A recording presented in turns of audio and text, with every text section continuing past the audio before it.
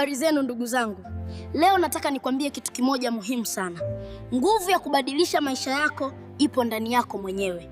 Mara nyingi tunatafuta sababu, tunatafuta msaada nje, lakini ukweli ni kwamba kila unachohitaji tayari unacho ndani yako. Nataka nikukumbushe jambo muhimu, ni kwamba maisha hayaji bila changamoto. Kila mtu hapa amewahi kupitia wakati mgumu, kukataliwa, kushindwa au kukosa matumaini.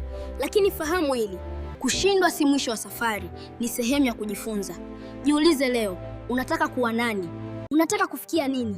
Ni kitu gani kinakuzuia? Kitu kikubwa kinachowazuia watu wengi si ukosefu wa uwezo, ni hofu. Hofu ya kuanza, hofu ya kushindwa, hofu ya watu watasema nini. Lakini ukweli ni huu, ukisubiri mpaka usiogope, utaanza kamwe. Anza leo, anza na kidogo, chukua hatua moja tu. Kumbuka, mafanikio hayaji kwa siku moja, nidhamu ni bora kuliko motisha ya muda mfupi. Na juhudi zako leo ndio zitakazounda kesho yako. Usikate tamaa. Hata ukidondoka mara ngapi, simama tena. Watu wengi waliofanikiwa si kwamba hawakuanguka, bali hawakuacha kusimama. Mwisho kabisa, nataka uondoke hapa na ujumbe huu. Wewe ni zaidi ya unavyojiona sasa. Una uwezo mkubwa kuliko unavyofikiri. Na safari yako ya mafanikio inaanza leo, sio kesho.